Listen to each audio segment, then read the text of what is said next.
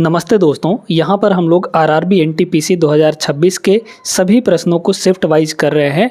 आज के सेशन में 16 मार्च वाले पेपर के सेकंड शिफ्ट के जो बच गए प्रश्न थे, यानी कि 16 प्रश्न बचे हुए थे। पिछले क्लास में हमने 14 प्रश्नों को करवा दिया था इस शिफ्ट के। ठीक है, तो आज के इस क्लास में इन सवालों को बहुत ही महत्वपूर्ण तरीके से करने वाले हैं। यूनिक अप्रोच आपको बताएंगे और बेस्ट तरीका होने वाला है, इसलिए क्लास को शुरू से अंत तक देखते रहिएगा। आइए देखते हैं क्वेश्चन नंबर 15।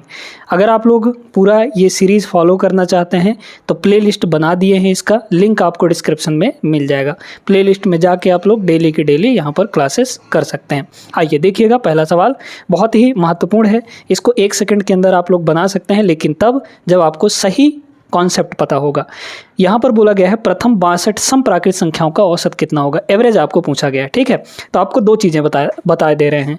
कभी कभी इसमें पूछता है कि प्रथम n even number, even natural number, या फिर प्रथम n यानी कि first n odd natural numbers का एवरेज, है ना। तो अगर इवन के बारे में पूछा जाए, है ना, n इवन नंबर्स का एवरेज, n इवन नंबर्स का एवरेज, तो जो एवरेज होता है ऐसे केस में एवरेज, ये एवरेज निकल कर आता है n+1।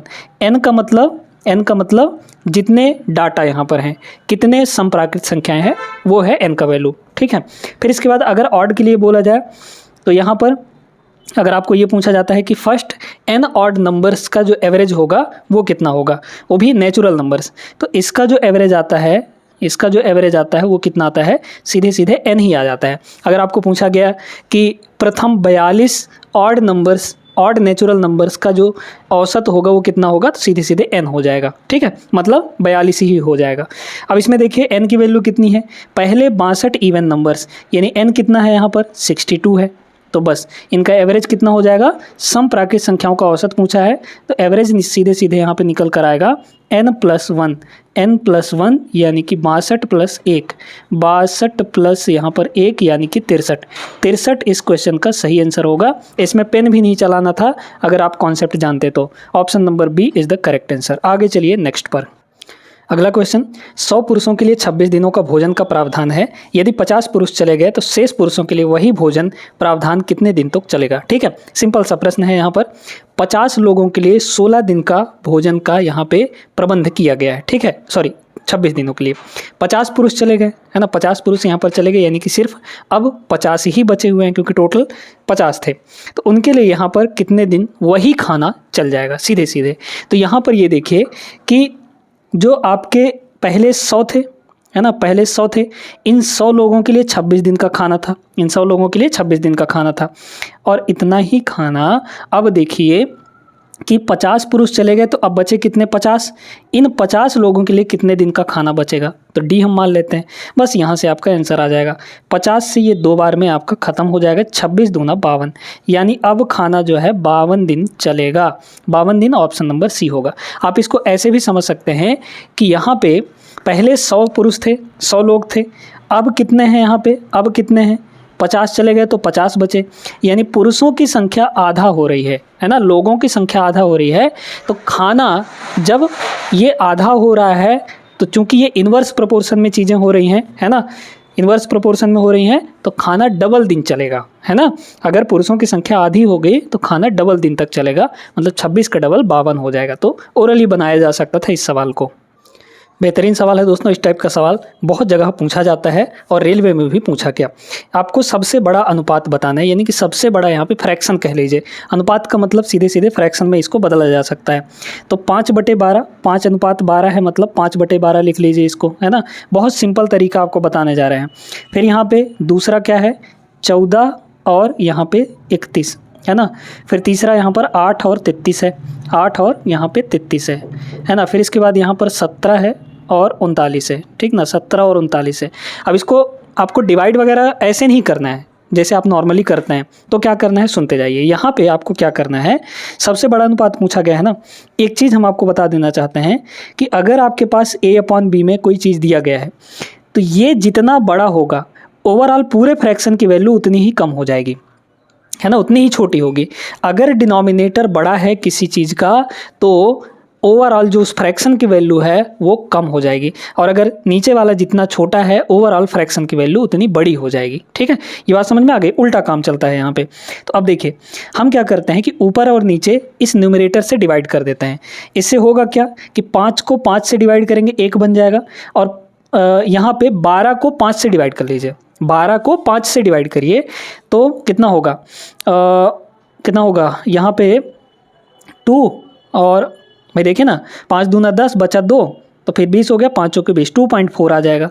ऐसे ही 14 से ऊपर नीचे डिवाइड करिए तो 14 से डिवाइड करेंगे 1 आ जाएगा, इसको भी 14 से डिवाइड करिए तो ये कितना होगा 14 दूना 28, ठीक है, बचा 3 यहाँ पे, तो आपका हो जाएगा यहाँ पे 14 दूना 28 तो 3, फिर 14 दूना 28 है ना, और फिर कितना बचा यहाँ पे 3 बचा 28, 2 बचा तो 20, तो 14 एक कम 14 मतलब 2.21 आएगा, है ना। इसको देखिए 8 से डिवाइड करेंगे तो ऊपर हो जाएगा 1 और नीचे 8 से डिवाइड करिए, 8 चौके 32 और पॉइंट 1 बचा तो 1 बचेगा तो 8 एक कम 8 फिर 25 आ जाएगा, है ना, इस तरीके से। फिर इसको भी डिवाइड कर लीजिए 17 से, तो 17 एक कम 17, इसको 17 से डिवाइड करिए, 17 दूना 34 पॉइंट 34, 5 बचा 50 हो जाएगा, तो 17 3 51 लगभग आपका 3 बार चला जाएगा, है ना, 2.3 के लगभग आएगा। अब इसमें पूछा क्या गया है कौन सा अनुपात सबसे बड़ा है, तो जिसका डिनोमिनेटर सबसे छोटा होगा, जिसका डिनोमिनेटर सबसे छोटा होगा वही अनुपात सबसे बड़ा होगा। तो इसका डिनोमिनेटर सबसे छोटा ये 2.4 है, ये 2.21 है, ये आपका 4 है, बहुत ज़्यादा बड़ा है, ये 2.3 के समथिंग है, तो सबसे छोटा डिनोमिनेटर ये है, मतलब ये फ्रैक्शन जो है सबसे बड़ा होगा, है ना। तो 1431 ऑप्शन नंबर बी इसका करेक्ट आंसर हो जाएगा, ये सबसे बड़ा फ्रैक्शन है। उम्मीद करते हैं समझ आ गया होगा। आगे चलिए नेक्स्ट पर। इस टाइप के सवाल में बहुत लोग फंस जाते हैं, अटकते कहाँ हैं जब बात आती है क्यूब रूट निकालने की, है ना। तो क्यूब रूट निकालने का एक गेस तरीका हम आपको बता रहे हैं, बहुत सिंपली आप समझ जाएंगे, ठीक है। आप यहाँ पर देखिए सबसे पहले डिनोमिनेटर की चीज़ों को, डिनोमिनेटर की हमें यहाँ पर 2744 का क्यूब रूट चाहिए, है ना। डिनोमिनेटर में देखिए इस 42 को अगर देखेंगे हम लोग तो 42 का मतलब क्या हुआ 7 × 6, 7 × 6 यही हुआ। आपके पास ऑप्शन में इंटीजर वैल्यू दी गई है, मतलब ऊपर वाली जो भी वैल्यू आएंगे वो नीचे वाले सभी से कट जाएगा, है ना। अब इस 42 में 7 छुपा हुआ है, 42 में क्या है 7 छुपा हुआ है। क्या 7 72 को काटेगा? नहीं काटेगा। क्या 7 इस 2 को काटेगा? नहीं काटेगा। इसका मतलब ये है कि 7 इसका जो वैल्यू आएगा, इसका जो क्यूब रूट आएगा उसको 7 काट देगा कहीं ना कहीं, है ना। तो अब देखिए क्या ये 7 का क्यूब रूट है, 7 का क्यूब है ये? क्या नहीं, 7 का क्यूब नहीं है ये, क्योंकि 7 × 7 × 7 करेंगे तो यूनिट डिजिट मैच नहीं हो रहा है, तो 7 का क्यूब नहीं है, ठीक है। तो क्या करेंगे इसमें से कुछ निकाल के इसको दीजिए, तो ये अगर हम इसमें से 2 इसको निकाल देंगे तो ये हो जाएगा 14 और ये हो जाएगा 3, मतलब 42 को 14 × 3 भी लिख सकते हैं। तो क्या ये 14 का क्यूब है? एक बार करके देख लेते हैं, है ना। क्या ये 14 का क्यूब है? तो 14 का अगर क्यूब लिखेंगे तो 14 × 14 × 14, आपको सिर्फ यूनिट डिजिट मिलाना है, आपका आंसर बन जाएगा। तो 4 × 4, 4 चौके 16 यानी कि 6, फिर 6 × 4, 6 चौके 24, 24 यानी कि 4, तो यहाँ पर 4 आ रहा है। इसका मतलब ये हुआ कि ये जो हमारा 2744 है इसका क्यूब रूट क्या आएगा? 14 आएगा, क्योंकि 14 का ही क्यूब 2744 होगा। इस तरीके से आपको गेस करना है, ठीक है। तो इसका जो क्यूब रूट है वो कितना आ गया? 14 आ गया। फिर मल्टीप्लाई यहाँ पर 2 है, फिर मल्टीप्लाई यहाँ पर 72 है, और डिनोमिनेटर में यहाँ पर आपका 42 है, ठीक है। 14 से ये 3 बार में कट जाएगा, और 3 से ये कटेगा क्या? बिल्कुल कटेगा, 24 × 3 = 72, ठीक है, ये कट गया। अब नीचे इसकी बात करते हैं। 256 जो होता है वो 16 का स्क्वायर होता है ना। ये क्या है? 16 का स्क्वायर है, और 16 को हम लोग लिख सकते हैं 4 का स्क्वायर, तो ये हो गया 16 और ये हो जाएगा, तो 16 का स्क्वायर 256, और इस पूरे का पावर कितना होगा? क्योंकि 4th रूट है, 4th रूट का मतलब 1/4 हो जाएगा, है ना। ये जो यहाँ पे रहता है इसको पूरे के पावर में 1/, में करके लिख सकते हैं। ये कितना होगा? 2 दूना 4 हो जाएगा, तो 4 की पावर 4, और ये आपस में मल्टीप्लाई होंगे तो 1/4 हो जाएगा, 4 से 4 कट गया, मतलब 4 आ जाएगा। तो 256 का जो 4th रूट है वो कितना होगा? 4 के बराबर, तो यहाँ पर आ गया 4, काट लीजिए, 4 से ये 6 बार में कट जाएगा, तो 6 दूना 12, 12 इस सवाल का करेक्ट आंसर होगा दोस्तों। इस तरीके से आप लोग को गेस करना है, ठीक है, कि इसका क्यूब रूट क्या निकल कर आने वाला है। आई होप समझ गए होंगे। आगे चलिए, इसमें क्या करना है, दिए गए डेटा सेट का बहुलक निकालना है, यानी कि मॉड निकालना है। बहुलक क्या होता है? अगर सिंपल आपको डेटा दिया गया है, ग्रुप्ड डाटा नहीं दिया गया है, तो यहाँ पर देख लीजिए किस नंबर की फ्रीक्वेंसी यानी किस डाटा की फ्रीक्वेंसी सबसे ज़्यादा है, यानी कौन सा डाटा सबसे ज़्यादा बार यहाँ पर सम्मिलित है, वही आपका मॉड हो जाएगा। ठीक है, तो कितनी बार देखिए, 2 यहाँ है, ठीक है, फिर कहीं नहीं है, तो 2 एक बार है तो ये तो होगा नहीं। 4 2 बार है, फिर इसके बाद 5 3 बार है, 6 यहाँ है बाकी कहीं नहीं है, 7 4 बार है। ठीक है, 7 जो है वो कितनी बार है, 4 बार है, तो 7 को देख लेते हैं, ये 4 बार है। 8 की अगर बात करेंगे तो ये 2 ही बार है ना, तो इससे तो कम ही है। 9 भी 2 बार है, 10 भी 2 बार है, 11 भी 2 बार है, 12 एक ही बार है, 13 3 बार है, 15 एक बार है, 16 एक बार है। तो सबसे ज़्यादा बार कौन है, 7 आया है यहाँ पर, सबसे ज़्यादा बार 4 बार आया है 7, इसका मतलब 7 यहाँ पर करेक्ट आंसर होगा। सीधे सीधे जिसकी फ्रीक्वेंसी सबसे ज़्यादा होगी, यानी जो सबसे ज़्यादा बार आया होगा जो नंबर, वही आपका बहुलक होगा। चलिए देखिए, परसेंटेज का बेहतरीन प्रश्न है।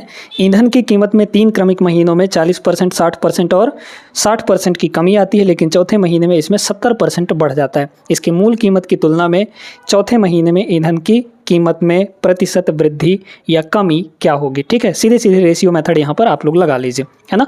चलिए देखते हैं क्या है। पहले महीने में 40% की कमी आई। 40% की फ्रैक्शन वैल्यू क्या होती है, 40% की फ्रैक्शन वैल्यू 2/5 होती है, मतलब वैल्यू 5 से 2 कम हो जाएगा, 5 से 2 कम यानी कि 3 हो जाएगा। ठीक है, दूसरे महीने 60% की कमी, 60% का मतलब 3/5 होता है, मतलब वैल्यू 5 से 3 की कमी हो गई, तो वैल्यू 5 से 3 कम यानी कि 2 हो गई। ठीक है, इसके बाद फिर तीसरे महीने में भी 60% की कमी, 60% यानी फिर वही 5 से 3 कम, तो 5 से 3 कम यानी कि 2 हो गई।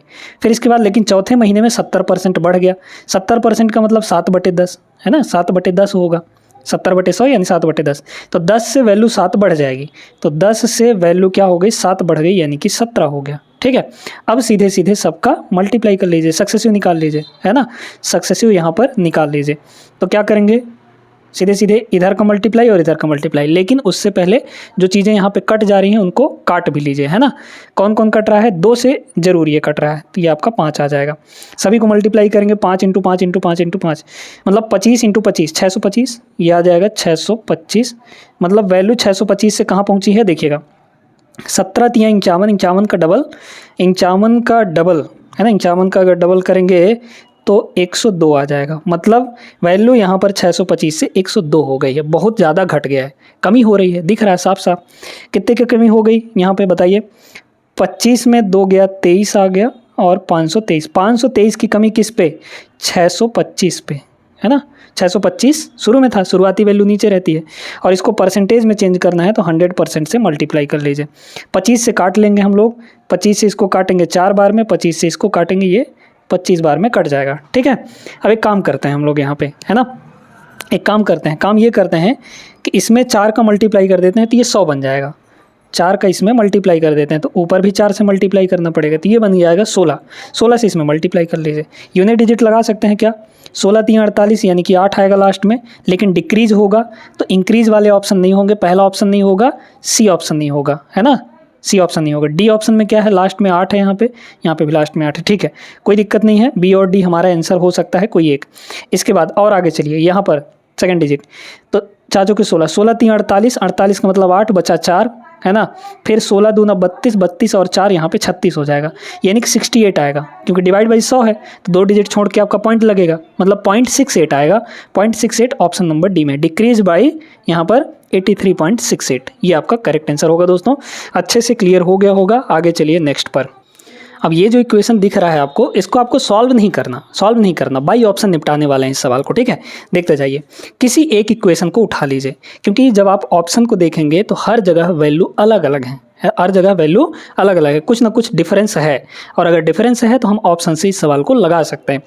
सबसे छोटा इक्वेशन पहला वाला दिख रहा है, पहले वाले को उठा लीजिए आप लोग, है ना, पहले वाले को उठा लेंगे तो x - 3z की वैल्यू कितनी है, -5 है। चलिए पहले ऑप्शन को उठाते हैं, x और z की वैल्यू चाहिए, x की वैल्यू 4 है, z की वैल्यू -3 है, यहाँ रखिए 4 - 3 और z की वैल्यू -3, तो यहाँ पे -3, ये तो पॉजिटिव हो जाएगा, तो मतलब -3 प्लस का 9, 9 4 13 आएगा, -5 नहीं आएगा, ये सेटिस्फाई करना चाहिए ना, तो पहला ऑप्शन नहीं होगा। बी ऑप्शन देखिए, अगर 4 रखें यहाँ पे और 3 रखें तो ये हो जाएगा 4 माइनस, ठीक है, इंटू 3, जेड की वैल्यू कितनी है, यहाँ पर 3 है, यहाँ 4 है एक्स की वैल्यू, तो ये हो जाएगा 3। क्या आ रहा है, ये 9 हो जाएगा, तो 4 माइनस 9 माइनस का 5 आएगा, माइनस का 5 आ गया इसके बराबर, मतलब बी ऑप्शन यहाँ पे करेक्ट आंसर हो जाएगा। ठीक है, बाकी यहाँ -4 है, यहाँ माइनस का 3 है, तो प्लस का 5 आएगा अगर रखेंगे तो सी ऑप्शन भी नहीं होगा। यहाँ -4 है, यहाँ -2, सवाल ही नहीं उठता, तो एक ही ऑप्शन है, ऑप्शन नंबर बी, जो सेटिस्फाई कर रहा है। इस तरीके से करना है, ये नहीं कि आपको सॉल्व करने लग जाए, बिल्कुल भी नहीं, ऐसा नहीं करना है दोस्तों। ठीक है, आगे चलिए नेक्स्ट पर। इसमें क्या बोला गया है, एक दुकानदार ने 520 रुपये प्रति दर्जन की दर से 59 दर्जन वस्तुएं खरीदी, उसने उनमें से प्रत्येक को 52 की दर से बेचा, उसने कितने प्रतिशत का लाभ कमाया, है ना। हर एक को यहाँ पर वो 52 रुपये की दर से बेच रहा है, मतलब एक वस्तु को। अब यहाँ पर ध्यान से समझिएगा, हमें एक वस्तु का क्रय मूल्य भी चाहिए, क्योंकि एक वस्तु का विक्रय मूल्य तो दे दिया है ना।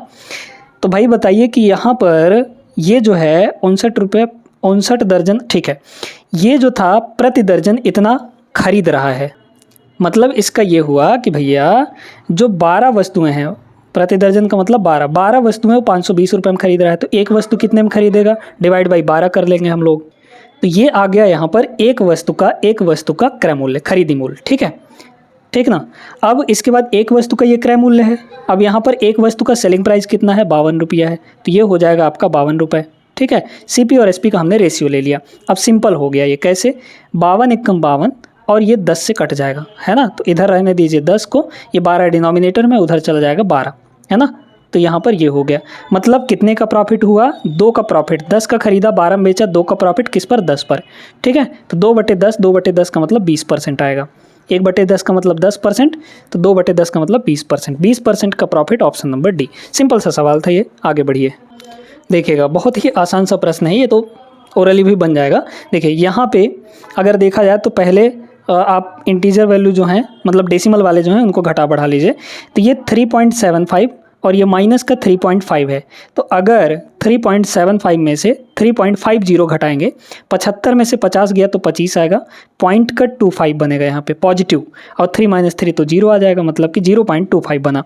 ठीक है, यहाँ पर 4/5 है, 4/5, अच्छा डिनोमिनेटर में 20 है, तो इसको भी 20 बना लीजिए, नीचे 4 से मल्टीप्लाई करना पड़ेगा, तो ऊपर भी 4 से मल्टीप्लाई, यानी कि ऊपर हो जाएगा 16, है ना, 4 चौके 16, और नीचे हो जाएगा यहाँ पर 20। और देखिए ये माइनस अंदर मल्टीप्लाई होगा तो प्लस होगा, और यहाँ पे हो जाएगा 8/20, है ना, तो ये 16 8 24/20 हो गया, ये कितना हो गया, 24/20 हो जाएगा यहाँ पे। 24/20 का मतलब 12/10, और 12/10 का मतलब 1.2 होगा, तो इसको और इसको करने पे 1.2 आ गया, मतलब पॉजिटिव का 1.2 आया है हमारे पास।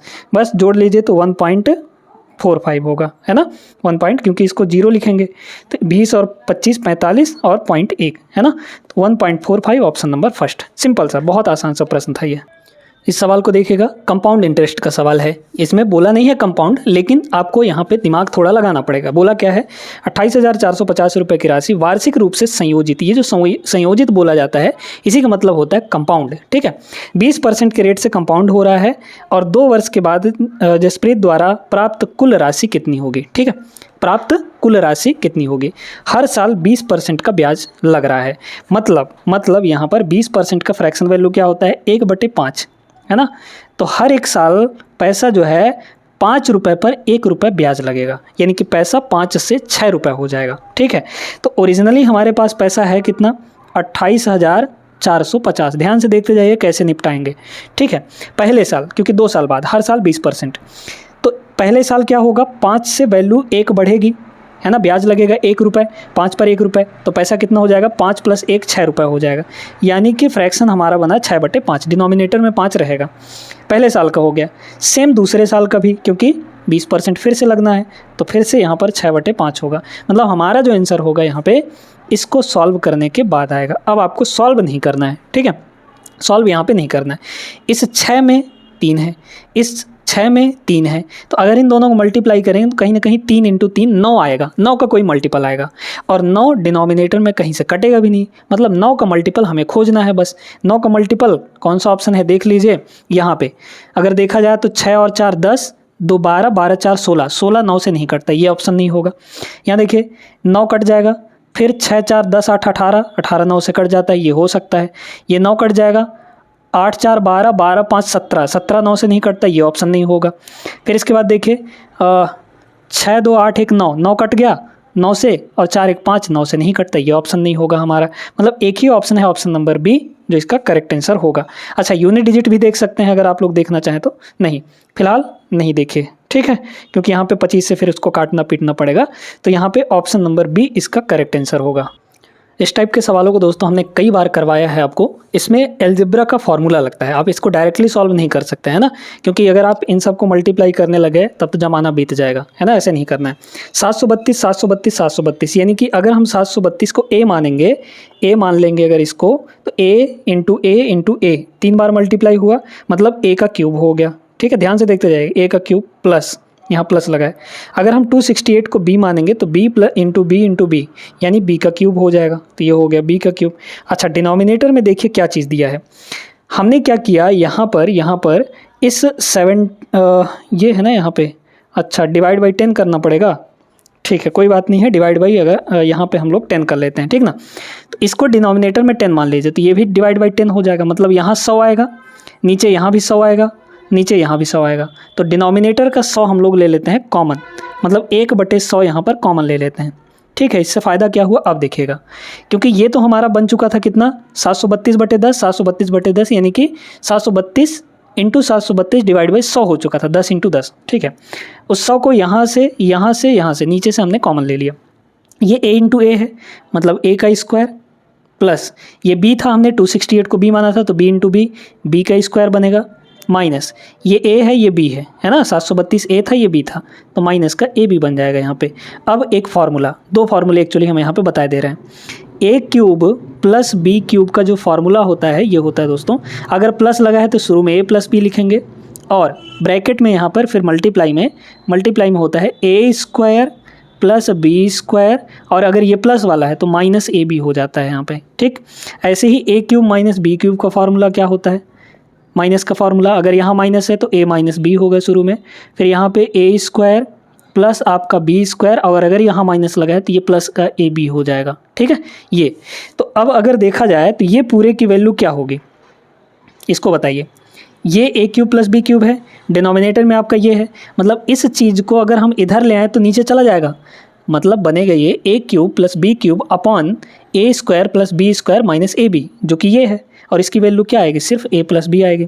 तो यहाँ पे ये 100 तो ऊपर चला जाएगा, मतलब हो गया 100, और इस पूरे की वैल्यू a इंटू बी आ जाएगी, तो a प्लस बी आएगी। ठीक है, बस a प्लस बी यहाँ पे जोड़ घटा लीजिए, तो ये हो जाएगा 100, और a की वैल्यू 732 है ना, 732 प्लस यहाँ पे 268, b की वैल्यू 268, तो अगर 268 और 732 जोड़ेंगे तो 1000 हो जाएगा।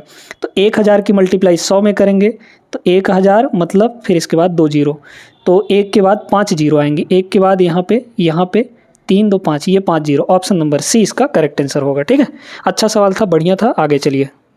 ये सिंपल इंटरेस्ट का सवाल है। साधारण ब्याज पर कितने प्रतिशत वार्षिक दर से कोई धनराशि 16 साल में स्वयं की 5 गुनी हो जाएगी। 16 साल में बोला है, मतलब पैसा 1 से 5 रुपये हो जा रहा है। 5 गुना का मतलब यही ना हुआ कि पैसा 1 रुपये से 5 रुपये हो जा रहा है। अच्छा, जब 5 रुपये हो जा रहा है तो ये तो आपका प्रिंसिपल हुआ, है ना, ये प्रिंसिपल हुआ 1 रुपये, मतलब इसमें कितना रुपये इंटरेस्ट जुड़ा होगा, 1 से 5 हो रहा है तो 4 रुपये जुड़ा होगा, तो सिंपल इंटरेस्ट आपका कितना हो गया, 4 रुपये हो गया, है ना भाई, 1 + 4 5 हो जाएगा। ये आपका अमाउंट है, ये अमाउंट है, यानी कि मिश्र धन है, पैसा इतना हो जा रहा है। अब सुनिए, ये जो धनराशि है 5 गुना हो रहा है कितने साल में, 16 साल में, यानी ये जो इंटरेस्ट बना है ये 16 साल का इंटरेस्ट है। 16 साल में जो इंटरेस्ट बना यानी कि ब्याज बना वो 4 रुपये बना। रेट का मतलब क्या होता है, 1 साल का इंटरेस्ट, वो भी किस पर, मूलधन पर, है ना। तो पहले 1 साल का इंटरेस्ट निकालिए। अगर 16 साल में 4 रुपये बन रहा है तो 1 साल में कितना बनेगा इंटरेस्ट, 4, और डिनोमिनेटर में आपका 16 आ जाएगा, इसको लिखेंगे 1/4, है ना।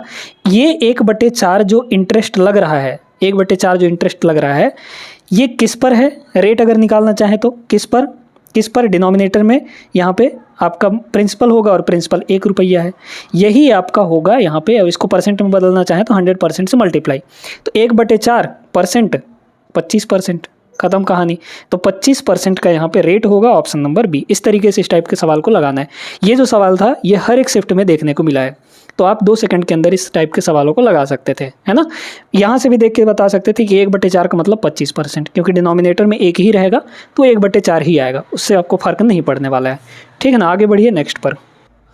अच्छा, इस टाइप के जो ग्रुप डाटा दिए रहते हैं इनका कभी माध्य निकालने के लिए बोलता है, कभी माध्यिका निकालने के लिए बोलता है, कभी बहुलक निकालने के लिए यानी मॉड निकालने के लिए। तो इन तीनों का आपको फॉर्मूला ज़रूर पता होना चाहिए दोस्तों, है ना।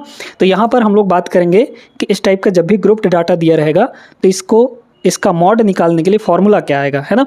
तो मॉड का फॉर्मूला याद रखिएगा। मॉड का जो फॉर्मूला होता है ये होता है L यानी lower limit plus F1 minus F1 minus F0 और डिनोमिनेटर में होता है 2F1। अब ये F1 F2 F0 क्या है बताएंगे, माइनस F0 और माइनस यहाँ पे F2 और मल्टीप्लाई में यहाँ पर H हो जाता है, H यानी कि हाइट, ठीक है। अब चलिए इसको करेंगे कैसे, है ना। यहाँ पर करेंगे कैसे ये बात आती है, क्योंकि बहुत कंफ्यूजिंग हो जाता है कभी कभी। सबसे पहले हमें डिसाइड करना होता है मॉडल क्लास, है ना। तो यहाँ पर बहुलक वर्ग जिसको कहते हैं मॉडल क्लास, देखिए जिसकी फ्रीक्वेंसी सबसे ज़्यादा होगी वही मॉडल क्लास होगा। फ्रीक्वेंसी कहाँ से पता चलेगा, नंबर ऑफ़ पेशेंट से।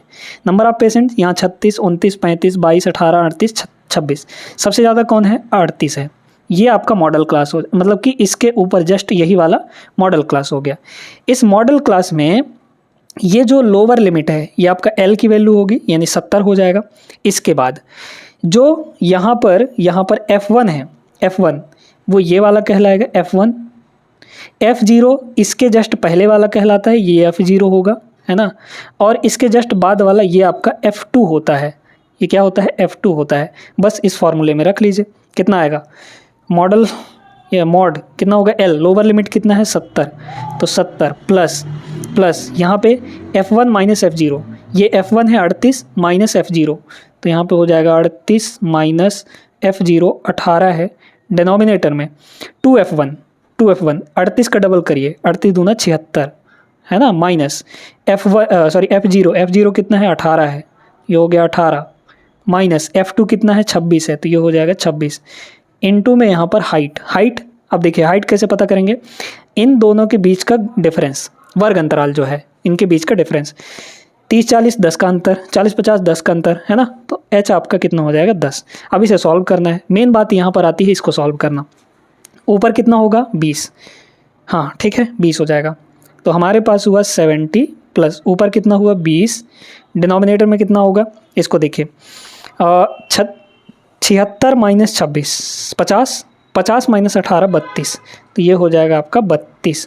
मल्टीप्लाई में यहाँ पर 10 था तो यहाँ पे एक जीरो चिपका दीजिए, 200 हो गया, है ना। 8 से काटा जा सकता है क्या, 8 चौके 32 और इसको 8 से काटेंगे तो 50 अट्ठे 200, है ना, सॉरी 25 अट्ठे 200, ऊपर आ जाएगा 25, तो 25/4, तो 70 प्लस 25/4 करिए तो 4 छक्के 24 यानी कि 76 पॉइंट समथिंग आएगा। 70 plus 6 76 point something, option number D. और तो बाकी 76 नहीं है कहीं पर भी, ठीक है। तो D option is the correct answer. बहुत महत्वपूर्ण, बहुत बेहतरीन प्रश्न था ये। आगे चलिए नेक्स्ट पर। अब ये जो प्रश्न है दोस्तों ये आपके टेक्नीशियन ग्रेड 3 में भी पूछा गया था, RRB NTPC में भी पूछा गया है, और ये सवाल बहुत महत्वपूर्ण है। मतलब बहुत लोग इस सवाल को छोड़ कर आ गए थे और इसको करने का सबसे बढ़िया अप्रोच हम आपको बताते हैं, ठीक है। हालांकि पिछले क्लास में करवा भी चुके हैं इस टाइप का एक सवाल, है ना। जब शिफ्ट 1 के सवालों को करवा रहे थे तो वहाँ पर भी एक सवाल ऐसा मिला था। आप लोग उस वीडियो को देखें तो ये सवाल आराम से लगा ले जाएंगे, कोई दिक्कत नहीं है, ठीक है। हम आपको जो यहाँ पर दिया गया है वो चीज़ें सारी बता देते हैं। एक डीलर दो वस्तुएं X और Y को प्रत्येक 800 रुपये में खरीदता है। दोनों का कॉस्ट प्राइस 800 रुपये है। वह उनमें से प्रत्येक का समान मूल्य अंकित करता है, मार्केट प्राइस भी समान रखता है। X को 2 डिस्काउंट पर बेचता है, 2 सक्सेसिव डिस्काउंट पर बेचता है, फिर भी 523 का प्रॉफिट ले जाता है। ये बताइए 800 का खरीदा था, X के बारे में अभी बात कर रहे हैं, ठीक है। X के बारे में 800 रुपये का खरीदा था उसको और 523 रुपये का प्रॉफिट ले रहा है, तो बेचेगा कितने में, सेलिंग प्राइस कितनी हो जाएगी 800 प्लस 523 यानी कि 8 5 13 1323 रुपये। ये X का सेलिंग प्राइस हो गया, ठीक है। अब ध्यान से देखते जाइएगा, यहाँ पे X का मार्क्ड प्राइस कुछ था, ठीक है, मार्क्ड प्राइस था, उस पर 2 डिस्काउंट दे रहा है और बेचेगा कितने में, ये वाला सेलिंग प्राइस है ना। तो यहाँ पर मार्क्ड प्राइस X का हम M मान लेते हैं, ठीक है ना। देखते जाइएगा, पहला डिस्काउंट उसने 45% का दिया, सामान कितने में बेचेगा 55% में, 100 माइनस 45 यानी कि 55%, ठीक है। तो 55% यानी डिवाइड बाई 100, 55% पहला डिस्काउंट मतलब इतने में बिकेगा। फिर दूसरा डिस्काउंट 73%। 73% का मतलब डिस्काउंट दीजिए 100 माइनस 73, 100 माइनस 73 यानी कि 27% हो गया, परसेंट यानी डिवाइड बाई 100। इतना निकल कर आएगा सेलिंग प्राइस, और यही सेलिंग प्राइस है कितना, 1323 के बराबर, 1323 के बराबर। अभी काटिएगा पीटिएगा नहीं कुछ, ठीक है, बस मार्क्ड प्राइस की यहाँ पर वैल्यू निकाल लीजिए। ये आपका क्या था, एम का मतलब मार्क्ड प्राइस है ना, वो भी किसका, एक्स का मार्क्ड प्राइस था ये। तो अब बताइए एमपी कितना निकल कर आएगा, एमपी अब यहीं से निकल कर आएगा कितना, ये दोनों 100 उधर जाएगा, ये दोनों नीचे आ जाएंगे, मतलब 1323 इंटू 2 ठो 100 ऊपर है ना, 2 ठो 100 ऊपर, और डिनोमिनेटर में क्या आएगा यहाँ पे 55 और 27, ये हो गया 55 इंटू यहाँ पर 27। ये जो आया है निकल कर, ये आपका मार्क्ड प्राइस है, किसका, एक्स का।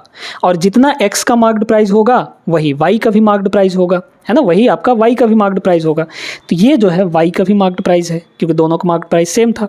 अच्छा अब देखिए वाई को 89% के डिस्काउंट पर बेचता है, तो सेलिंग प्राइस बताइए वाई का, ये वाई का मार्क्ड प्राइस है, इसको 89% के डिस्काउंट पर बेचेगा तो कितने में बेचेगा, 11% में, तो इसका 11% निकाल लिए, 11% यानी डिवाइड बाई 100। ये चीज़ जो निकल कर आया है ये वाई का सेलिंग प्राइस है। हमें वाई पर लाभ चाहिए, है ना, हमें वाई पर क्या चाहिए, लाभ चाहिए। तो ये जो दोस्तों निकल कर आया है ये वाई का सेलिंग प्राइस है। इसको थोड़ा इधर करते हैं और इधर हम लोग लिख लेते हैं वाई का कॉस्ट प्राइस। दोनों का कॉस्ट प्राइस तो सेम था, 800 था, तो यहाँ पे 800 लिख लीजिए। तो ये हो गया सीपी और ये हो गया एसपी। उम्मीद करते हैं आप सभी को समझ में आया होगा, ठीक है ना। चलिए अब सीधे सीधे सीपी और एसपी का रेशियो निकाल लीजिए, आपका काम हो जाएगा। कैसे काट लेंगे, 100 से ये 100 कट गया, ये 100 से ये 2 जीरो कट खत्म हो जाएगा, है ना, 11 से ये 5 बार में ख़त्म होगा, और 9 से कट रहा है क्या ऊपर वाला, 3 3 6 3 9 कट जाएगा तो काट लीजिए, सिंपल कर लीजिए। 9 से इसको काटेंगे 3 बार में, 9 से इसको काटेंगे, 9 एक कम 9 है ना, बचा 4 तो 42 हो गया, तो 9 चौक 36, ठीक है, 6 बचा, 9 सत्ते 63, 147। 3 से कटेगा क्या ये, और 4 7 4 11 12, ठीक है, 3 से कट जाएगा, 3 से और काट लीजिए। 5 को इधर भेज दीजिए, तो 5 को इधर भेजेंगे 8 के पास, तो 5 अट्ठे 40 हो गया, और रेशियो 147 को 3 से डिवाइड करके लिखिए, तो 3 चौके 12 और 2 बचा, 3 9 27, 40 का सामान 49 में बेच रहा है वाई की अगर बात की जाए तो, है ना। तो प्रॉफिट कितने का हो गया, 9 का प्रॉफिट किस पर, 40 रुपये पर, तो 9/40 कितना आ जाएगा, परसेंट में चेंज करें, 100% से मल्टीप्लाई। ये तरीका है इस सवाल को लगाने का, और कैलकुलेशन फास्ट करेंगे तो ये सवाल बहुत जल्दी हो जाएगा, ठीक है। देखिए 0 से 0 आपका कट जाएगा, 90/4, 90/4 का मतलब 45/2, और 45/2 का मतलब 22.5%, है ना, 22.5% इसका करेक्ट आंसर होगा, ऑप्शन नंबर डी। बहुत बेहतरीन सवाल। आगे चलिए नेक्स्ट पर। ये वाला सवाल बहुत तगड़ा सवाल है, ध्यान से इसको समझिएगा, नहीं तो गलत होने के चांसेस इसके बहुत ज़्यादा हैं। और सिंपल सा तरीका आपको बताएंगे। एक वृत्ताकार दौड़ ट्रैक के अनुदिश पी 40 मिनट में 5 चक्कर पूरे कर लेता है। आर द्वारा 7 चक्कर पूरे करने में लिया गया समय पी द्वारा 6 चक्कर पूरे करने में लिए गए समय के बराबर है। यदि वे एक व्यास यानी डायमीटर के 2 अलग अलग सिरों पर एक ही दिशा में दौड़ना शुरू करते हैं तो वे पहली बार कितने मिनट बाद मिलेंगे, ठीक है। चलिए ध्यान से समझिएगा इस प्रश्न को। इस प्रश्न में ये बोला जा रहा है, ये डायग्राम तो हम आपको बस समझाने के लिए बता रहे हैं, ठीक है। यहाँ पर ये हमारा डायगोनल हो गया, ये हमारा डायगोनल हो गया। डायगोनल का एक सिरा ये है, मतलब ऐसा समझ लीजिए कि यहाँ पर P खड़ा हुआ है और यहाँ पर R खड़ा हुआ है ना।